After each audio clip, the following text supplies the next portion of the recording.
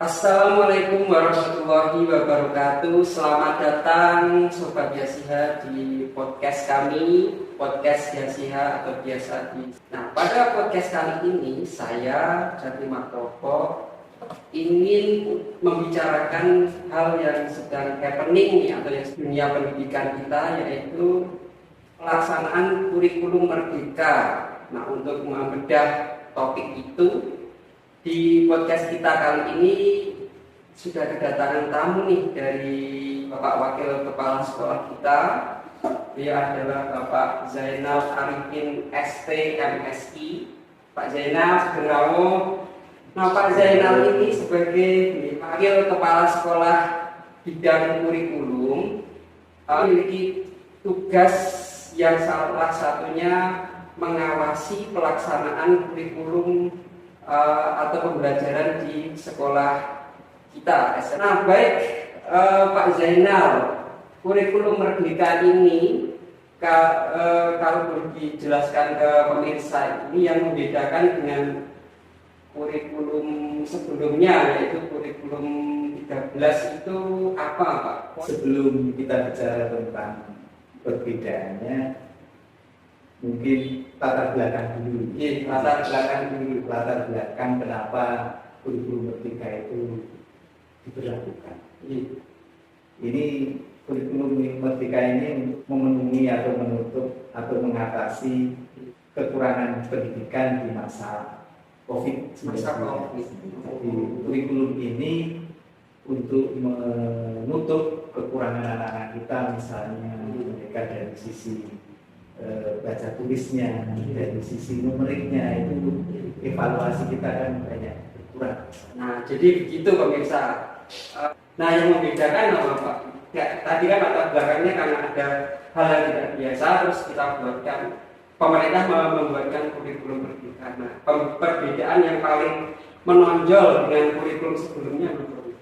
Perbedaannya di kurikulum merdeka ini itu diberi keluasan, diberi kemerdekaan untuk mengatur kompetensi yang esensial. Kalau misalnya numerik anak kita lemah, maka guru-guru matematika ini mengajarkan dasar-dasar numerik.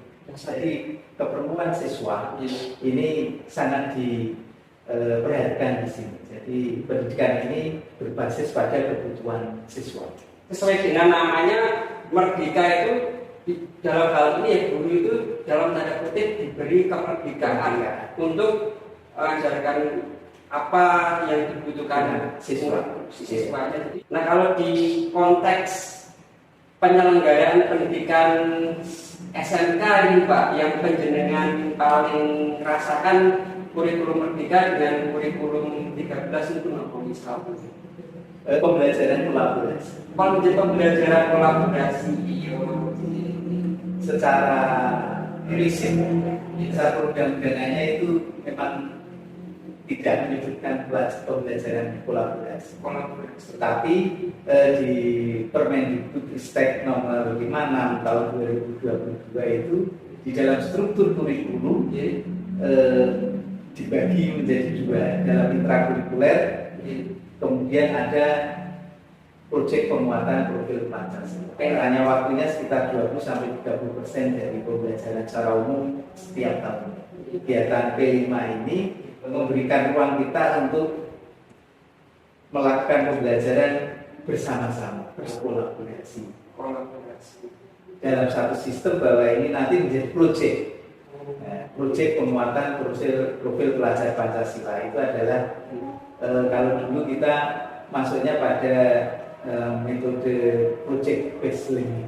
Nah, Pak Zainal, elaborasi yang penjenengan paparkan tadi, misalnya dalam bentuk apa gitu, Pak, kalau pembelajaran di SMK itu? Pada dasarnya mata pelajaran umum di kurikulum merdeka ini mereka akan menunjang mata pelajaran kejuruan.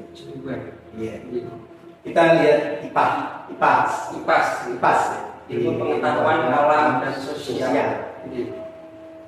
IPAS ini proyeknya misalnya kita bicara tentang polusi udara yang diakibatkan oleh kendaraan bermotor. Maka guru IPAS nanti menggandeng guru kejuruan untuk mengambil data-data kandungan gas buang. Ini data-data itu didapat. Setelah itu nanti anak-anak melaporkan hasil penelitiannya di guru IPAS. Contoh misalnya matematika, tadi kita bilang bahwa matematika sebagian anak-anak kita karena COVID itu numeriknya kurang, sehingga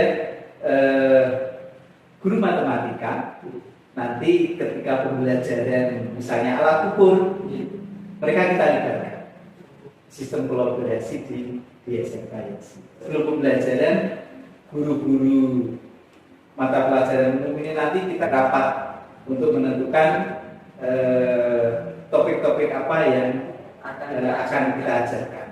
Jadi setelah pertemuan itu, kemudian kita mengadakan pelaksanaan pembelajaran juga bersama.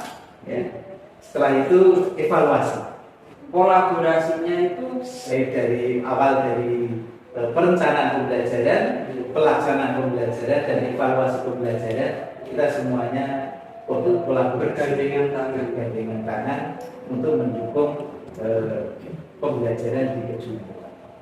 Tadi kita sudah bicara mengenai perencanaan sampai ke pelaksanaan gitu Pak. Nah, kalau evaluasi pembelajaran yang kolaboratif itu seperti apa teknis pelaksanaannya, strategi pelaksanaan evaluasi pembelajaran kolaboratif? Misalnya untuk mata pelajaran bahasa Indonesia, bahasa Inggris, kemudian bahasa Jawa, ini kita jadi satu, membuat satu proyek tentang materi-materi kejuruan. Contohnya, anak-anak ini diharapkan mampu mengucapkan dalam bahasa Inggris komponen-komponen mobil. Maka ketiga guru bahasa Indonesia ini akan memberikan tugas proyek menganalisis tentang komponen mobil untuk dipresentasikan di saat evaluasi. Jadi antara jurusan lain dengan jurusan satu dengan jurusan lain itu bisa beda-beda ya Pak yang dipresentasikan. Ya, walaupun sama-sama mata pelajaran bahasa, setiap jurusan tentu akan berbeda karena proyeknya berbeda. Untuk misalnya TKR itu nanti akan berbeda dengan teknik audio video. Nah, gitu pemirsa. Jadi dalam hal evaluasi atau penilaian seperti UAS atau mid semester itu mempresentasikan ya Pak, ujian praktek presentasi gitu. Nah, baik pemirsa, bagaimana pelaksanaan kurikulum Merdeka yang dimandatkan pemerintah di lingkungan SMK Yasiha ini?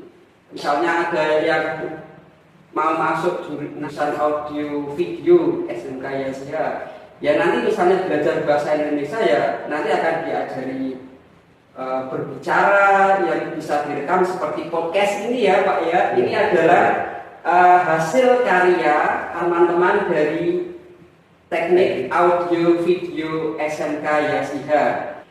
Nah baik pemirsa, ya, itulah percakapan kami tentang kurikulum Merdeka. Demikian, assalamualaikum warahmatullahi wabarakatuh.